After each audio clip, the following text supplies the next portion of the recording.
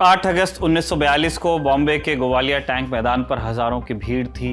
मंच पर अखिल भारतीय कांग्रेस महासमिति ने वो प्रस्ताव पारित किया जिसे भारत छोड़ो प्रस्ताव कहा गया। महात्मा गांधी खड़े हुए और कहा, अब एक साथ खड़े होकर आवाज उठाने का वक्त आ गया है। मैं आपको एक मंत्र देना चाहता हूं जिसे आप अपने दिल में उतार लें। यह मंत्र है, करो या मरो। गांधी के इस भाषण ने पूरे देश को खड़ा कर दिया। ये एक ऐसा आंदोलन बन गया जिसने ब्रिटिश हुकूमत की जड़ें हिलाकर रख दी। अंग्रेज हुकूमत इतना डर गई थी कि उसने आंदोलन शुरू होते ही गांधी, नेहरू, पटेल, आजाद समेत कई बड़े नेताओं को गिरफ्तार कर लिया। उसे लगा कि इन बड़े नेताओं के गिरफ्तार होने से आंदोलन ठंडा पड़ जाएगा, लेकिन तस्वीर इससे ठीक उल्टी बनी। नेताओं की गिरफ्तारी के बाद जनता ने आंदोलन की बागडोर अपने हाथ में ले ली। संचार व्यवस्था ठप हो गई, रेल की पटरियां उखाड़ दी गईं। जनता और अंग्रेजी पुलिस के बीच कई जगह मुठभेड़ हुई। हाल यह था कि कई जगह बंदी जेल तोड़कर भागने लगे।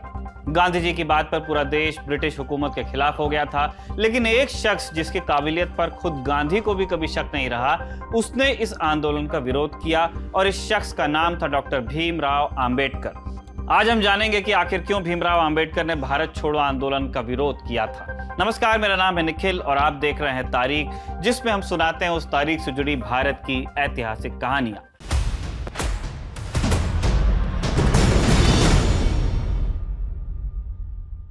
आज 8 अगस्त है और आज की तारीख का संबंध है भारत छोड़ो आंदोलन से। अंग्रेजी हुकूमत ने गांधी को पूना के आगा खान पैलेस में नजरबंद कर दिया था।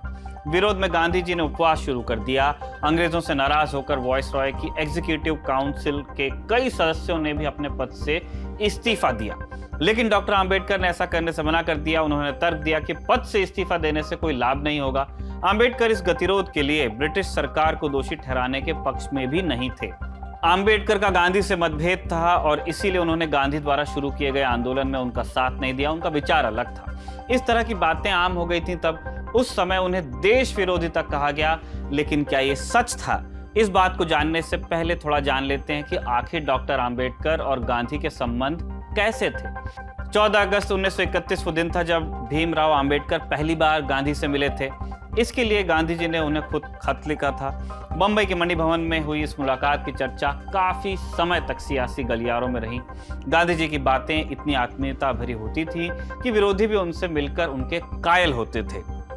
लेकिन उस दिन गांधी की भाषा थोड़ी रूखी रही। उनके मुंह से पहला वाक्य निकला, तो डॉक्टर आपको इसके बारे में क्या कहना है? यहाँ इसके से गांधी का मतलब दलितों की समस्याओं से था। जब महात्मा गांधी ने इस रुखाई से बात की तो आंबेडकर ने भी उसी भाषा में जवाब दिया। हल्के तंज के साथ कहा, आपने यहाँ मुझे आपकी बात सुनने के लिए बुलाया था। कृपया करके वो कहिए जो आपको कहना है, या आप चाहें तो मुझसे कोई सवाल पूछें और फिर मैं उसका जवाब दे दूं। ये सुनकर गांधी और तल्ख होकर कहते हैं, मुझे पता लगा है कि आपको मेरे और कांग्रेस के खिलाफ कुछ शिकायतें हैं, लेकिन मैं आपको बता दूं कि अपने स्कूल के दिनों से ही मैं अछूतों की समस्याओं के बारे में सोचता रहा हूं। तब तो आपका जन्म भी नहीं हुआ था। आपको शायद ये भी मालूम होगा कि इसे कांग्रेस के कार्यक्रम में शामिल कराने के लिए मुझे कितनी कोशिश करनी पड़ी, और ये सचमुच आश्चर्य की बात है कि आप जैसे लोग मेरा और कांग्रेस का विरोध करते हैं।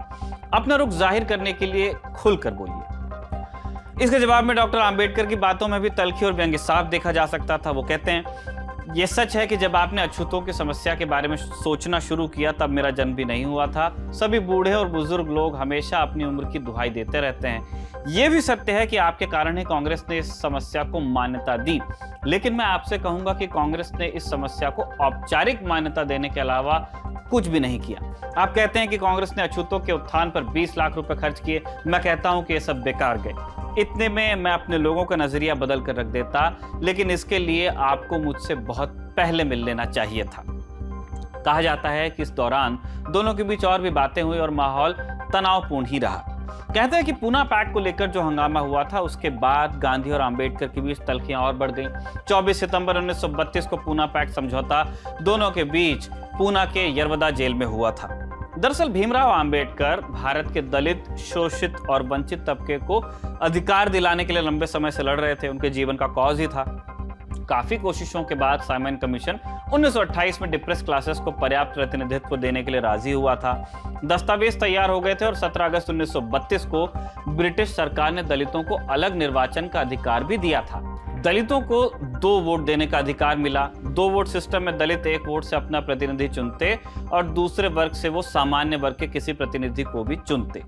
गांधी जी दलितों के उत्थान के पक्षधर थे, लेकिन वो दलितों के लिए अलग निर्वाचन और उनके 2 वोट के अधिकार के विरोधी थे। उन्हें लगता था कि इससे दलितों और सवर्णों के बीच जो खाई है वो बढ़ती जाएगी और हिंदू समाज बिखरने लगेगा। इसके विरोध में गांधी जी ने पूना की यरवदा जेल में आमरण अनशन भी शुरू किया। अनशन की वजह से महात्मा गांधी की तबीयत लगातार बिगड़ने लगी। देश के कई हिस्सों में भीमराव अंबेडकर के पुतले जलाए जाने लगे। उनके खिलाफ विरोध प्रदर्शन भी हुए। कई जगहों पर दलितों की बस्तियां तक जलाई गई। आखिरकार बाबा साहब को झुकना पड़ा। 24 सितंबर 1932 को महात्मा गांधी और बाबा साहब के बीच पूना पैक्ट हुआ। बताते हैं कि अंबेडकर ने बड़े बेमन से इस पर दस्तखत किए। इस समझौते में दलितों के लिए अलग निर्वाचन और 2 वोट का अधिकार खत्म हुआ। हालांकि इसके बदले में दलितों के लिए आरक्षित सीटों की संख्या प्रांतीय विधानमंडलों में 71 से बढ़ाकर 147 और केंद्रीय विधायिका में कुल सीटों की संख्या 18% कर दी गई। गांधी को लेकर अंबेडकर के क्या विचार थे, ये जानते हैं। 1955 में डॉक्टर अंबेडकर के एक इंटरव्यू में भी इसका पता चलता है। बीबीसी को दिए एक इंटरव्यू में उन्होंने साफ साफ कहा था कि गांधी जी कभी एक सुधारक नहीं बल्कि एक रूढ़िवादी हिंदू थे। उन्होंने पॉलिटिशियन की तरह काम किया। मैं उन्हें महात्मा कहने से भी इनकार करता हूं। तो क्या अंबेडकर ने गांधी जी से तलखी के चलते भारत छोड़ो आंदोलन का विरोध किया था? अब ये समझते हैं। फ्रेंच राजनीति विज्ञानी क्रिस्टोफ जेफरलो ने डॉक्टर अंबेडकर की जीवनी लिखी है। क्रिस्टोफ के मुताबिक वाइसरॉय की एग्जीक्यूटिव काउंसिल के सदस्य का दर्जा आज के समय के कैबिनेट मंत्री के जैसा होता था। उस समय अंबेडकर के हाथ में श्रम विभाग से जुड़ी जिम्मेदारी थी। बतौर वाइसरॉय काउंसिल के सदस्य अंबेडकर ने निचले तबके के उत्थान के लिए कई सामाजिक कानून बनवा लिए। भारतीय ट्रेड यूनियन संशोधन विधेयक पारित कराया गया, जिसने हर कंपनी में एक ट्रेड यूनियन को अनिवार्य बनाया। ब्रिटिश शासन में वेतन भुगतान संशोधन विधेयक और कई कारखाने संशोधन विधेयक भी उन्होंने पास करवा दिया। उन्होंने ब्रिटिश सेना में बड़ी संख्या में दलितों की भर्ती भी करवाई और विशेष रूप से महार बटालियन को बहाल करवाया। कुल मिलाकर अंबेडकर ब्रिटिश हुकूमत में जिस पद पर थे, वे इसे अपने हाथ में मिली एक ऐसी बड़ी ताकत मानते थे जिसके जरिए वो दलितों और वंचितों के हित में कुछ बड़े काम कर सकते थे, बदलाव ला सकते थे। उनका ये मानना था कि देश की आज़ादी से पहले ब्रिटिश सरकार में ही दलितों के लिए कुछ वो कर दें जिससे जातिवाद की खाई और लोगों की सोच बदल जाए, और अगर ऐसा होने के बाद देश को आज़ादी मिलती है तो वो दलितों के लिए लाभकारी होगी। इन्हीं वजहों के चलते अंबेडकर कहते थे कि भारत को एकदम पूरी आज़ादी नहीं मिलनी चाहिए थी, क्योंकि भारतीय समाज इसके लिए तब तैयार नहीं था।